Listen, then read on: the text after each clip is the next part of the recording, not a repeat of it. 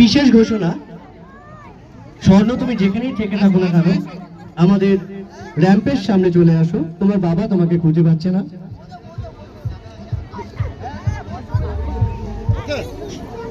স্বর্ণর সাথে যদি তার বাবা আকাশ কথাটা শুনতে পাও, তাহলে যদি তুমি ওকে দেখতে পাও আমাদের স্টেজের সামনে নিয়ে আসো।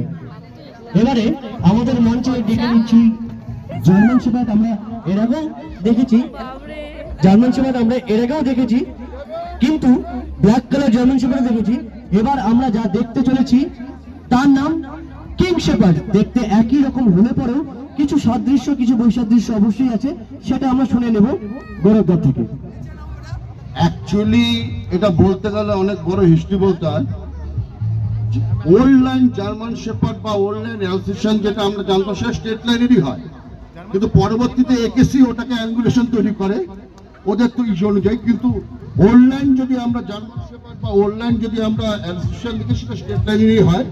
এবং স্টেট লাইন যে জার্মান শেপার্ড, যেটাকে এখন নাম দিয়েছে কিং শেপার্ড, সেটা এখনকার দিনে জার্মান শেপার্ডের থেকে অনেক বড় এবং অনেক অবিডিয়েন্ট হয়। এটাকে আপনি আবার আপনাদের সামনে আমি হিল করিয়ে দেখাচ্ছি। একদম একদম, এবার ওকে হিল করিয়ে দেখাবে, আমরা সেটা দেখে নেব। ওই গুটলি কই?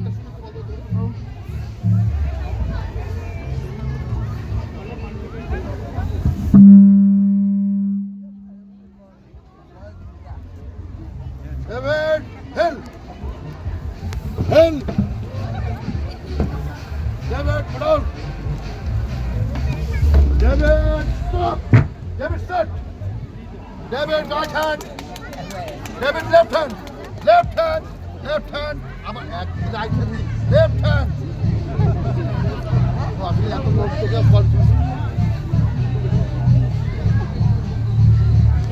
উইদাউট পারমিশন কেউ ওদের গায়ে হাত দেবেন না, উইদাউট পারমিশন কেউ ওদের গায়ে হাত দেবেন না। পেছা পেছা পেছা শিয়ালের মতো তো মনে হয়। এবার দেখে নিচ্ছি একটি ব্রিড যাকে নিয়ে এখন ইন্ডিয়ান আর্মি বেশি কাজ করে চলেছে, বেলজিয়াম ম্যালোনাইজ। এর সম্বন্ধে আমরা শুনে নেব গৌরবদার থেকে। বেলজিয়াম মেলানয়েজ কে এখন পৃথিবীর মধ্যে সবথেকে বুদ্ধিমান ডগ বলা হয়, ইন্টেলিজেন্ট, বুদ্ধিমান। এভরি সাইড দিয়ে Belgium Malinois is a hit dog. এই ডগটা ফার্স্ট, এটা জার্মানিজ ডগ। ফার্স্ট এই ডগটাকে আমেরিকানরা ইউজ করে লাদেনকে ধরার জন্য। এই ডগটা কে বলা হয় যে AK-47, বিকজ K9 আপনারা যে যে দেখে থাকবেন প্রত্যেকটা আর্মির কাছে এরকম একটা করে বেলজিয়াম মেলানয়েজ থাকে। এদের শার্পনেস, এদের কি বলবো, এদের জাম্পিং অন্য ডগের থেকে অনেক অনেক বেশি ওরা অ্যাডভান্স। জাস্ট ওকে আমি একটু হিল করিয়ে দেখাচ্ছি।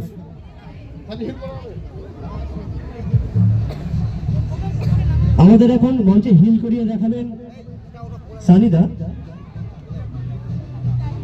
সানি দাস মহাশয়, যিনি পশ্চিমবঙ্গের বিভিন্ন প্রান্তে ডগ হ্যান্ডলিং করে থাকেন। উনি প্রফেশনাল ডগ হ্যান্ডলার। আজকে ওনাকে আমরা জলপাইগুড়িতে পেয়ে আমরা সত্যি খুব গর্বিত। বিগত 2 বছর ধরে যে ডগ শো হয়েছে, সেই ডগ শোতে উনি বেস্ট হ্যান্ডলার হিসেবে ছিলেন। ইতিমধ্যেই আমাদের মঞ্চের ঠিক বাঁ দিকে দেখে নিচ্ছি আমাদের আইসি সাহেব দাঁড়িয়ে আছেন, তো তাকে আমি একটু মঞ্চে আসবার জন্য বলবো। আইসি সাহেব দাঁড়িয়ে আছেন, দূর থেকে দেখছেন, আইসি সাহেবকে বলবো একটু মঞ্চে আসবার জন্য। সবাই মিলে একটু জোরে হাত তালি আইসি সাহেবের জন্য। জয়পুরি কোতোয়ালির আইসি সাহেব আমাদের এখন মঞ্চে। স্যারের থেকে কিছু শুনে যেতে চাইছি, এই আমাদের ডগ শো নিয়ে কিছু কথা এবং পথপ্রসূদের নিয়ে তিনি কি বলবেন। Show is excellent. যে সাইজের ডগ এসছে, বিভিন্ন সাইজের,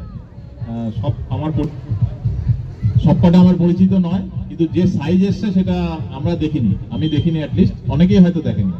তো এই শো এর জন্য ধন্যবাদ, এবং ধন্যবাদ আমাদের জেলার মাননীয় এসপি এবং ডিএম ম্যাডামকে, যিনি এই সমস্ত কিছু অর্গানাইজ করেছেন হ্যাপি স্ট্রিটে। থ্যাংক ইউ, অসংখ্য ধন্যবাদ।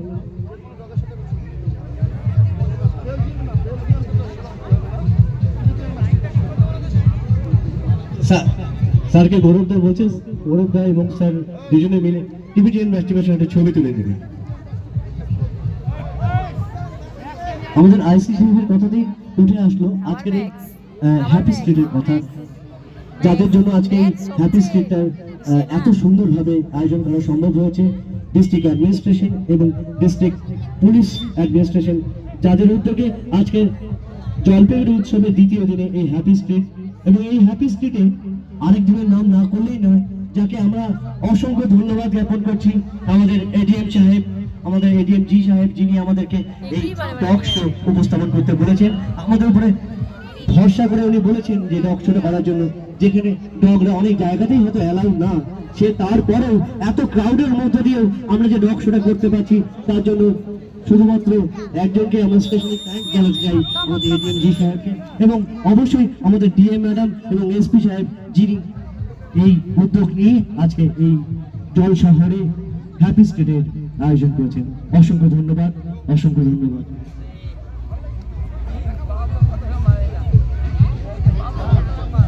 সবাইকে একটু হাততালি দেওয়ার জন্য বলছি, শীত বাড়বে, হাততালি না দিলে কিন্তু হাত জমে যাবে, তাই সবাইকে জোরে জোরে হাততালি দেওয়ার জন্য বলা হচ্ছে। আপনারা সবাইকে উৎসাহিত করুন হাততালি দিয়ে দিয়ে।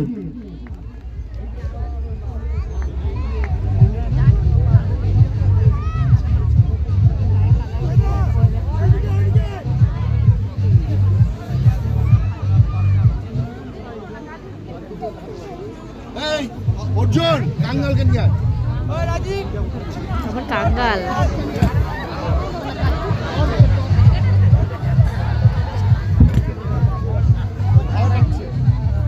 এবার কাঙ্গাল। দেখুন আমরা কত ফ্রেন্ডলি ভাবে রাখা হয়েছে, এবং এটা কিন্তু বাইরে থেকে কোথা থেকে আসেনি, গৌরবদার বাড়ি কিন্তু জলপাইগুড়িতেই, আমাদের জল শহরেরই ছেলে। তার কাছে যে সমস্ত প্রজাতির কুকুরগুলো আছে সেগুলো কিন্তু ভারতবর্ষে আর কারোর কাছে নেই। এই জন্য গৌরবদা জোরে জোরে হাততালি হয়ে যাক। এই গৌরবদা যদি না থাকতো তাহলে কিন্তু এই সমস্ত প্রজাতি আমরা দেখতেই হতে পারতাম না। অসংখ্য ধন্যবাদ গৌরবদাকে।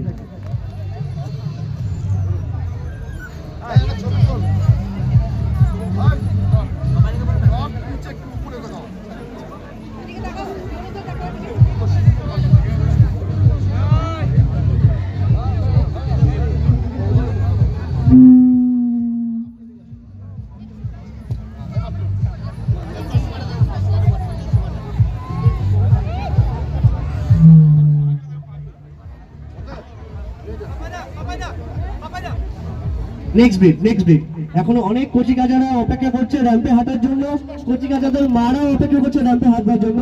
তাই গৌরবদাকে বলছি নেক্সট ব্রিক থেকে মঞ্চে নিয়ে আসার জন্য।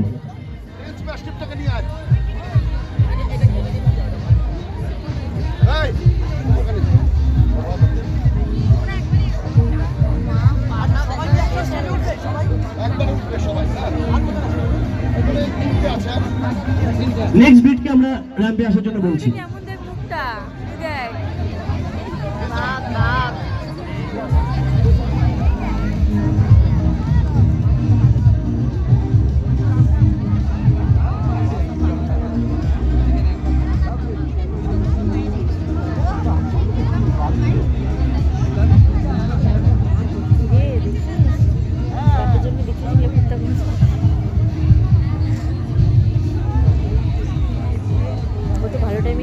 হ্যাঁ, আমাদের এইবারে পরিচয় করে নেওয়ার পালা নতুন সদস্যের সঙ্গে।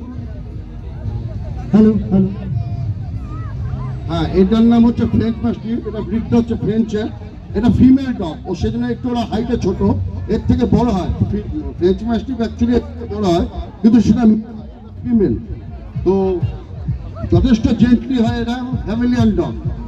আর সবার শেষে আমার আরো দুটো দেখাচ্ছি, যেগুলো আমার নিজের মেয়ে রাস্তা থেকে নিয়ে এসেছিল, তাদের মধ্যে একজন চ্যাম্পিয়ন হয়েছে, প্রীতম জানে। হ্যাঁ, তাই সেই দুটোর মধ্যে দেখাচ্ছি। এবারে অনেক বিদেশিদের ভিড়ে ছোট ছোট দেশিদের পালা র্যাম্পে হাঁটার। গৌরবদার সাথে গৌরবদের প্রাণের দুটো বাচ্চা এবার র্যাম্পে। লোকাল, তার জন্য র্যাম্পে আপাতত নামাচ্ছি না, কারণ ও বাইরে খুব কম যায় আর এত আওয়াজের মতো পারবে না। আপনার মানে আমার হাত থেকেই দেখুন এটাকে। এটা যখন এসেছিল আমার কাছে, এটার বয়স ছিল 14 দিন, আজকে 2.5 মাস। আমি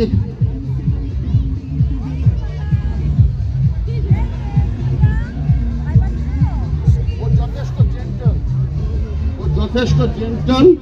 আর অ্যাকচুয়ালি আমি বলতে পারি যে 2 থেকে 2.5 মাসের বয়সে সে রড হুইলার হোক, কেনে কোর্সের বাচ্চা হোক, এতটা গ্রোথ নেওয়ার টাফ আছে। তো আমরা যদি আমাদের ইন্ডিয়ান ব্রিডটাকে যদি ঠিক করে রাখি, সেটাও কারোর থেকে কিছু কম যায় না।